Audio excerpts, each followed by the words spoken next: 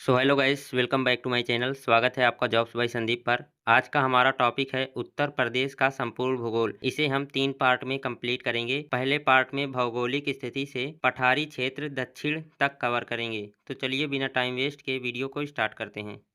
नमस्ते बच्चों। आज की क्लास में हम शुरू करने जा रहे हैं उत्तर प्रदेश का भूगोल एक परिचय।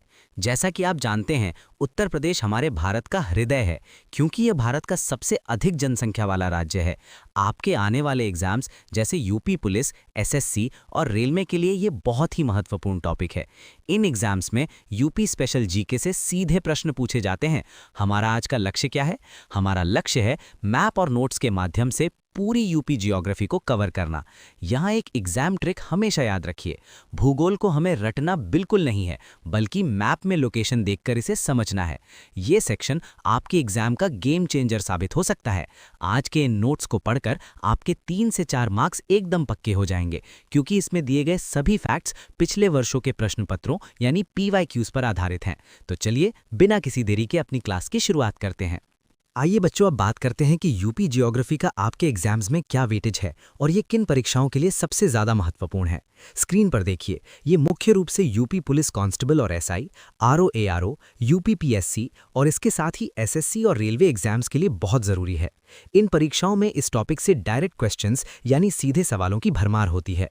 खासकर नदियां, सीमाएं और कृषि से जुड़े सवाल बार बार पूछे जाते हैं।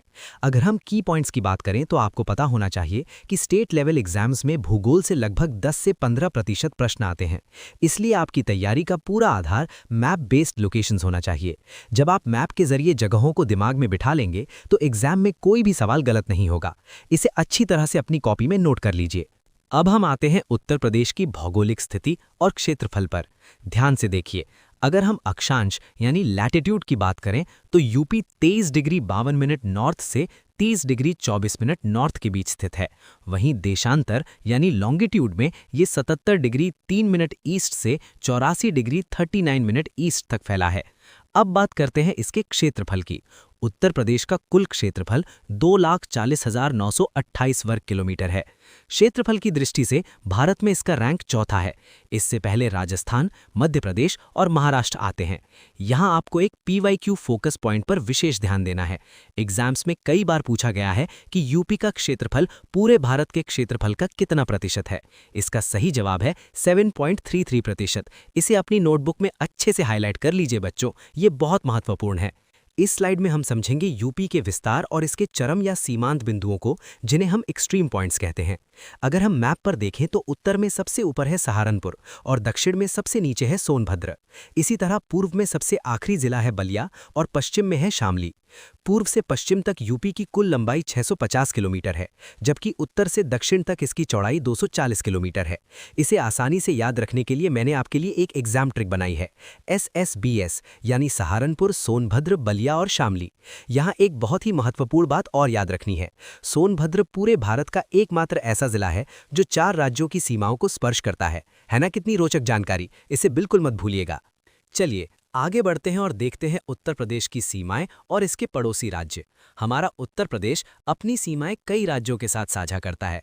मैप के अनुसार देखिए, उत्तराखंड, बिहार, झारखंड, हरियाणा, राजस्थान, मध्य प्रदेश और छत्तीसगढ़। इसके अलावा ये एक केंद्र शासित प्रदेश जो कि दिल्ली है और एक अंतर्राष्ट्रीय सीमा यानी नेपाल के साथ भी जुड़ा है। इसे याद रखने की ट्रिक बहुत ही आसान है। कुल सीमा बराबर 8 राज्य प्लस 1 केंद्र शासित प्रदेश प्लस 1 देश। यहाँ कुछ की पॉइंट्स हैं जो एग्जाम में सीधे पूछे जाते हैं।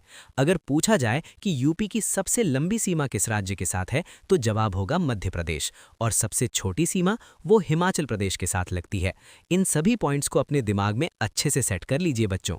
स्लाइड 6, अंतर्राष्ट्रीय सीमा नेपाल। अब हम अंतर्राष्ट्रीय सीमा की बात करेंगे जो नेपाल के साथ लगती है। ये बहुत ही महत्वपूर्ण टॉपिक है। नेपाल के साथ उत्तर प्रदेश के कुल 7 जिले अपनी सीमा बनाते हैं। आइए इनके नाम देखते हैं।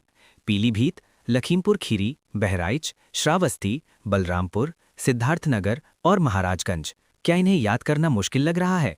घबराइए मत, इसके लिए एक शानदार ट्रिक है, PLBS BSM। बस इस शॉर्टकट को याद कर लीजिए, आपको सातों जिलों के नाम आसानी से याद रहेंगे।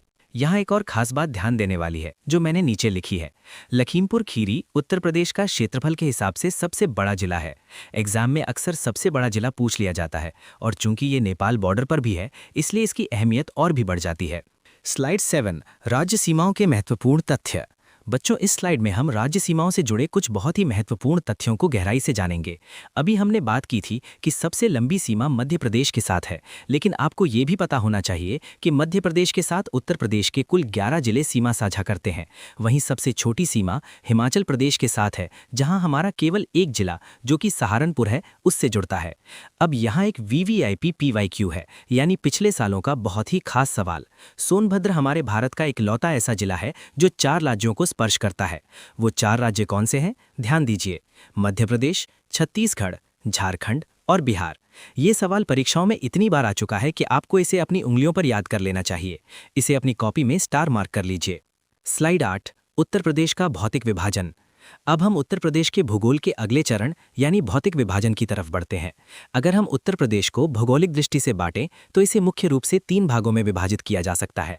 पहला है भाबर एवं तराई क्षेत्र जो पहाड़ों की तलहटी यानी फुटहिल्स में आता है। दूसरा है गंगा यमुना का मैदान जिसे ग्रेट प्लेन्स कहते हैं। और तीसरा है दक्षिण का पठारी क्षेत्र यानी सदर्न प्लेटू। यहाँ एक PYQ फोकस पॉइंट है। एग्जाम में अक्सर इनका क्रम उत्तर से दक्षिण की ओर पूछा जाता है, तो आपको याद रखना है सबसे उत्तर में भाबर, उसके नीचे तराई, फिर मैदान और सबसे दक्षिण में पठार। एक और जरूरी बात, ये जो मैदानी भाग है ना, ये हमारे राज्य का सबसे बड़ा और सबसे उपजाऊ हिस्सा है। चलिए अब इन तीनों भौतिक भागों को एक एक करके समझते हैं। सबसे पहले बात करते हैं उत्तरी क्षेत्र भाबर की। इसकी स्थिति कहाँ है?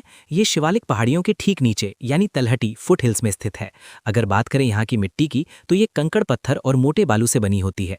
इसकी सबसे बड़ी विशेषता ये है कि यहाँ नदियाँ इन पत्थरों के नीचे विलीन यानी गायब हो जाती हैं। चूंकि यहाँ सिर्फ पत्थर और मोटे बालू हैं, इसलिए ये क्षेत्र कृषि के लिए पूर्णतः अनुपयुक्त है। यहाँ खेती नहीं की जा सकती। एग्जाम्स में एक सवाल बहुत आता है, नदियाँ भूमिगत कहाँ होती हैं? आपका सीधा जवाब होना चाहिए भाबर क्षेत्र में। और हाँ, याद रखिएगा कि ये क्षेत्र पश्चिम में जैसे सहारनपुर के पास चौड़ा है और पूर्व की तरफ जाते जाते संकरा हो जाता है। स्लाइड 10 तराई क्षेत्र। भाबर के बाद हम थोड़ा और दक्षिण की ओर आते हैं जहां हमें मिलता है तराई क्षेत्र। इसकी स्थिति बिल्कुल भाबर के ठीक दक्षिण में है। अब जो नदियां भाबर के पत्थरों में छिप गई थीं वो इस तराई क्षेत्र में वापस सतह पर आ जाती हैं। इस वजह से यहाँ की भूमि दलदली और नम होती है। यहाँ की मिट्टी बहुत ही उपजाऊ और बारीक कणों वाली होती है। इसे याद रखने के लिए एक छोटी सी एग्जाम ट्रिक है, T for Terai is equals to T for tall grass. जी हाँ, यहाँ हाथी घास जैसी लंबी लंबी घास पाई जाती है। अगर हम जिलों की बात करें तो गोरखपुर, बहराइच और पीलीभीत जैसे जिले इसी तराई क्षेत्र का हिस्सा है। यहाँ की नमी इसे एक खास तरह का पर्यावरण प्रदान करती है, जिसके बारे में हम आगे बात करेंगे।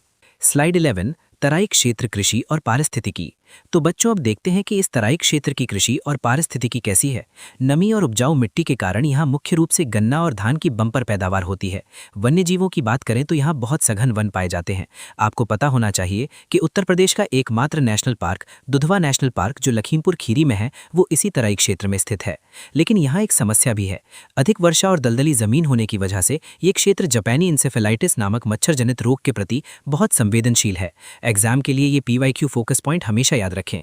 दुधवा राष्ट्रीय उद्यान किस क्षेत्र में है? आपका उत्तर होना चाहिए तराई क्षेत्र में। स्लाइड 12 गंगा यमुना का दोआब। अब हम प्रवेश कर रहे हैं उत्तर प्रदेश के सबसे महत्वपूर्ण और उपजाऊ हिस्से में, गंगा यमुना का दोआब। सबसे पहले इस शब्द का अर्थ समझते हैं। दो का मतलब है टू और आब का मतलब है वाटर या पानी। तो दोआब का मतलब हुआ दो नदियों के बीच का उपजाऊ क्षेत्र। इसका विस्तार गंगा और यमुना नदियों के बीच के मैदानी भाग में है। यहाँ मिट्टी कैसी है? यहाँ जलोढ़ मृदा यानी अलूवियल सॉइल का विशाल भंडार है। इसकी एक और बड़ी विशेषता यह है कि ये उत्तर प्रदेश का सबसे अधिक जनसंख्या घनत्व वाला क्षेत्र है। एग्जाम के नजरिए से इस नोट को लिख लीजिए। ये भारत के सबसे उपजाऊ कृषि क्षेत्रों में से एक है क्योंकि यहाँ की मिट्टी खेती के लिए बेहतरीन है। स्लाइड 13 मैदानी मृदा, खादर वर्सेस बांगर। इस मैदानी क्षेत्र में भी मिट्टी मुख्य रूप से दो प्रकार की होती है, खादर और बांगर। चलिए इनका अंतर समझते हैं। खादर, जिसे नई मिट्टी भी कहते हैं, ये नदियों के पास का निचला क्षेत्र होता है। यहाँ हर साल बाढ़ का नया पानी आता है जिससे मिट्टी का नवीनीकरण होता रहता है, इसलिए ये अत्यधिक उपजाऊ होती है। इसे याद रखने की ट्रिक है, खादर मतलब खाद जैसी नहीं और उपजाऊ। दूसरी तरफ है बांगर या पुरानी मिट्टी। ये नदियों से दूर ऊंचा क्षेत्र होता है। यहाँ बाढ़ का पानी नहीं पहुँच पाता, इसलिए इसे पुरानी मिट्टी कहते हैं। अगर हम तुलना करें तो बांगर क्षेत्र अपेक्षाकृत कम उपजाऊ होता है। ये दोनों शब्द एग्जाम्स में बहुत बार पूछे गए हैं, इन्हें अच्छे से समझ लें। स्लाइड 14, पूर्वी मैदान। मैदानों को हम आगे दो भागों में बांटते हैं, पूर्वी मैदान और पश्चिमी मैदान। पहले बात करते हैं पूर्वी मैदान की। यहाँ बहुत अधिक वर्षा होती है, लेकिन अधिक वर्षा एक बड़ी समस्या भी लाती है। घाघरा और राप्ती जैसी नदियों के उफान के कारण यहाँ बाढ़ का सर्वाधिक खतरा बना रहता है। अगर कृषि की बात करें तो अधिक पानी के कारण यहाँ धान की खेती प्रमुखता से की जाती है। अब एक जरूरी एग्जाम नोट पर ध्यान दें। पूर्वी यूपी में जनसंख्या का भारी दबाव है और खेतों का आकार छोटा होने के कारण प्रति हेक्टेयर उत्पादन कम होता है। इस क्षेत्र के विस्तार की बात करें तो बिहार बॉर्डर से लगे जिले जैसे बलिया, देवरिया और गाजीपुर पूर्वी मैदान में ही आते हैं। स्लाइड 15, पश्चिमी मैदान। अब पूर्वी मैदान से चलकर आते हैं पश्चिमी मैदान की तरफ। अगर हम पूर्वी मैदान से इसकी तुलना करें तो पश्चिमी मैदान में वर्षा कम होती है, लेकिन फिर भी यहाँ सिंचाई के लिए नहरों और नलकूपों का एक शानदार जाल विकसित किया गया है। कृषि की दृष्टि से ये क्षेत्र गन्ना और गेहूं की व्यावसायिक खेती की एक बहुत बड़ी बेल्ट है। यहाँ PYQ फोकस के लिए एक बहुत अहम पॉइंट है। भारत में जो हरित क्रांति आई थी उसका सबसे अधिक सकारात्मक प्रभाव हमारे पश्चिमी यूपी के किसानों पर ही पड़ा था। इसके विस्तार में हरियाणा और दिल्ली से लगे हुए जिले आते हैं, जैसे मेरठ, मुजफ्फरनगर और शामली। इसे आप जरूर नोट कर लें। स्लाइड 16, मैदानी भाग की तुलना, ईस्ट वर्सेस वेस्ट। इस स्लाइड में हम पूर्वी और पश्चिमी मैदान की एक त्वरित तुलना करेंगे, जिससे आपके सारे डाउट्स क्लियर हो जाएं। वर्षा के मामले में पूर्वी मैदान में अधिक वर्षा है तो पश्चिमी में कम। सिंचाई के स्रोत देखें तो पूर्व मुख्यतः वर्षा और नहरों पर निर्भर है, जबकि पश्चिम में नलकूपों का जाल बिछा है। मुख्य फसल पूर्व में धान है, पश्चिम में गन्ना और गेहूं है। प्रमुख प्रभाव, पूर्व बाढ़ की समस्या से जूझता है, जबकि पश्चिम को हरित क्रांति का बहुत लाभ मिला है। तो निष्कर्ष क्या निकलता है बच्चों? निष्कर्ष ये निकलता है कि कृषि के व्यवसायीकरण में पश्चिमी यूपी काफी आगे है। इस तुलना को अच्छे से याद कर लीजिएगा। स्लाइड 17, दक्षिणी पठारी क्षेत्र। मैदानों की बात पूरी हो गई। अब हम उत्तर प्रदेश के तीसरे भौगोलिक भाग पर चलते हैं, दक्षिणी पठारी क्षेत्र यानी सदर्न प्लेटो। इसका विस्तार उत्तर प्रदेश के दक्षिणी हिस्से में है, जिसे मुख्य रूप से हम बुंदेलखंड के नाम से जानते हैं। भूगोल की दृष्टि से देखें तो ये वास्तव में प्रायद्वीपीय भारत का ही उत्तरी विस्तार है। यहाँ की मिट्टी लाल है और जमीन पथरीली है, इसलिए मैदानी भाग की तुलना में ये कम उपजाऊ है। इस क्षेत्र की सबसे बड़ी समस्या ये है कि ये अत्यधिक सूखाग्रस्त है और यहाँ भयंकर जल संकट रहता है। एग्जाम्स के लिए ये PYQ याद रखें। झांसी, ललितपुर, महोबा और बांदा किस क्षेत्र में आते हैं? तो इसका सही उत्तर होगा बुंदेलखंड पठार। अब हम इस पठारी क्षेत्र की अर्थव्यवस्था और खनिजों पर एक नज़र डालते हैं। कृषि की बात करें तो सूखे के कारण यहाँ मुख्य रूप से दलहन जैसे चना, अरहर और तिलहन की खेती होती है, क्योंकि ये कम पानी वाली फसलें हैं। लेकिन खनिजों के मामले में ये क्षेत्र कमाल का है। खनिज की दृष्टि से ये उत्तर प्रदेश का सबसे समृद्ध क्षेत्र है। ललितपुर और सोनभद्र बेल्ट में प्रचुर मात्रा में खनिज मिलते हैं, जैसे यूरेनियम और डायस्पोर। यहाँ की प्रमुख नदियाँ चंबल, बेतवा और केन हैं, जो इस क्षेत्र को काटते हुए बहती हैं और यमुना में मिल जाती हैं। एक बहुत ही शानदार फैक्ट याद रखिए, ललितपुर यूपी का एकमात्र ऐसा जिला है जहाँ यूरेनियम पाया जाता है।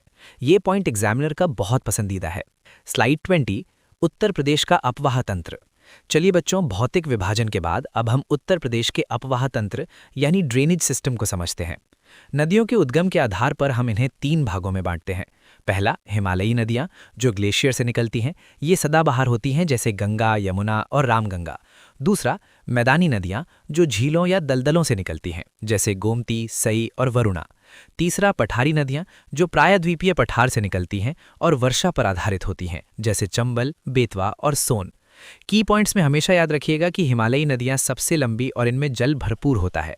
इस वर्गीकरण को अपनी कॉपी में चार्ट की तरह बना ले। स्लाइड 21, गंगा नदी यूपी की जीवन रेखा।